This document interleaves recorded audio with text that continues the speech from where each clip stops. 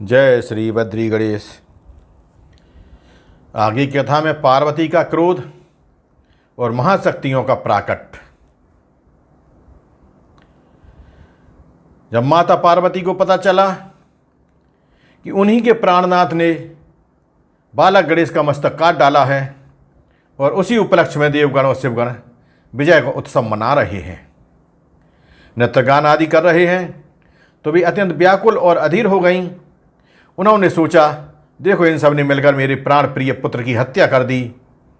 अब उस निरपराध बालक का वियोग मैं कैसे सह पाऊंगी। इनके लिए इस निंदनीय कर्म का फल तो मिलना ही चाहिए।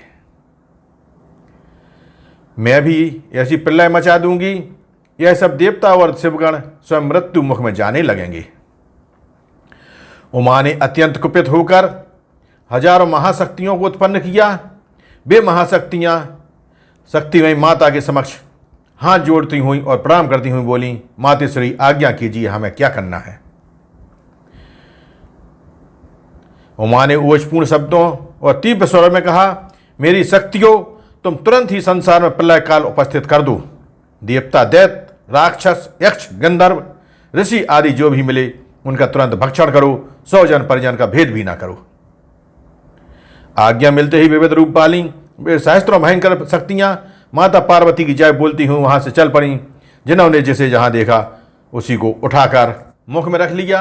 वे देवता, राक्षस, मनुष्य, शिवगण आदि किसी को भी नहीं छोड़ती थीं। उनके तेज में ही ऐसा आकर्षण था, जो निकट होता था वह स्वयं ही खिंचा चला आता था।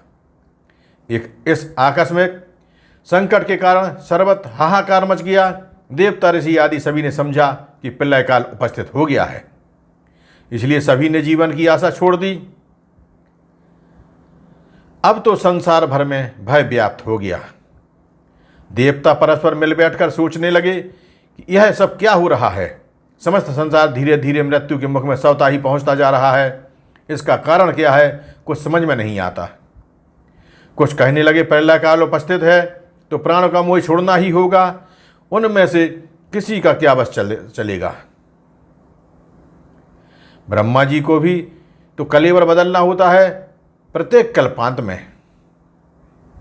तभी किसी ने कहा, किंतु कल्प का अंत कहाँ है अभी, इसलिए प्रलय भी नहीं हो सकती। यह तो कोई अन्य कारण ही है जिससे समस्त प्राणी मृत्यु मुख की ओर बढ़े चले जा रहे हैं। अच्छा हो कि ब्रह्मा जी इसका कारण ज्ञात करने की कृपा करें।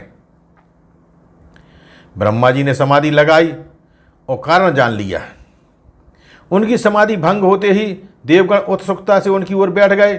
चतुरानन ने धीरे धीरे कहना आरंभ किया, देवगण, शक्तिमान कामारी की प्राण प्रिया एवं महाशक्ति उमा ने अपनी देह की मैल से गणेश नामक एक पुत्र उत्पन्न किया था और उसके नियुक्ति द्वार पर करके आज्ञा दी थी कि किसी को भी भीतर न आने देना। वह द्वार पर खड़ा था, तभी स्वयं उमानाथ आए और भीतर जाने लगे। गणेश ने उन्हें रोका तो वे भीतर जाने की हट करने लगे। उन्हीं के आदेश से घोर युद्ध हुआ, जिसमें तुम सबको अपने अपने प्राण बचाने दुर्लभ थे। उसी युद्ध में उमानाथ ने ही उमापुत्र गणेश का मस्तक काट दिया है। बस तभी से भगवती उमा का भयंकर क्रोध आरंभ हो गया है। सभी एक दूसरे का मुंह देखने लगे। कुपित हुई महाशक्ति को कौन रोके और कौन मनाए। तभी ब्रह्मा जी ने कहा, गिरि राजकुमारी के प्रसन्न हुए बिना यह संसार रुक नहीं सकता, इसलिए भगवान विष्णु के पास चलकर उनसे परामर्श करना चाहिए। सही भगवान विष्णु के पास गए और उन्हें प्रलय के समान भीषण संहार की बात सुनाते हुए उसका कारण भगवती पार्वती का कोप बताया और पूछने लगे, त्रिलोकीनाथ, उपस्थित संकट से आप ही उबार सकते हैं, इसलिए शीघ्र कोई उपाय कीजिए, अन्यथा समस्त विश्व ही मृत्यु के गर्भ में जा छिपेगा। श्रीहरि बोले, देवगण, इस विषय में तो हमें भगवान उमानाथ के ही पास चलना चाहिए। वे ही कालकूट भक्षक शिव इस उपस्थित संकट से पार लगा सकते हैं।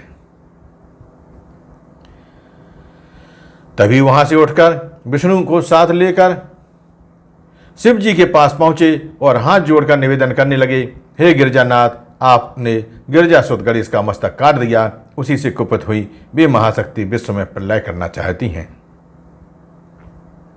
समस्त संसार भीषण विभीषिका से भयभीत है। अब आप ही इस संकट से रक्षा करने में समर्थ हैं। शिव बोले, देवगण तुम सबका कहना यथार्थ है। मेरा विचार है कि सभी लोग उस देवी को समझा बुझाकर शांत करें तो कार्य बन सकता है। चलो मैं अभी साथ चलता हूँ। देवगण आगे आगे और शिव जी पीछे पीछे चले। भवानी के द्वार पर पहुँचते पहुँचते ना जाने कितने देवता शक्तियों द्वारा खींच खींच कर निगल लिए गए। उस समूह में देवता, दैत्य, राक्षस, ऋषि, यक्ष, किन्नर, दिक्पाल सभी थे। वे सभी अपने अपने प्राण बचाकर भाग खड़े हुए। इस प्रकार देवता आदि में से किसी का भी साहस अब और आगे बढ़ने का नहीं हुआ। ब्रह्मा विष्णु की भी क्या, स्वयं रुद्र भी रुद्राणी के तेज से व्याकुल होकर पीछे की ओर भागे। पुनः देवताओं ने एकत्रित होकर विचार किया, अब क्या किया जाए। रुष्टा रुद्राणी के सम्मुख कौन पहुँचे, इस प्रकार कहते हुए वे किसी निष्कर्ष पर नहीं पहुँच रहे थे। जिसका नाम लिया जाता वही अपनी असमर्थता प्रकट कर देता। तभी देवर्षि नारद वहाँ आगमन हुआ।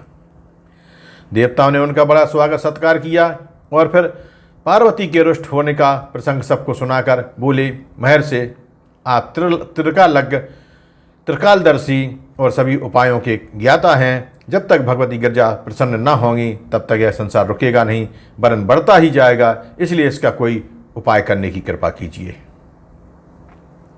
नारद जी हंसे और बोले, महाशक्ति की महिमा शक्तिमान से भी सिमटने में नहीं आई।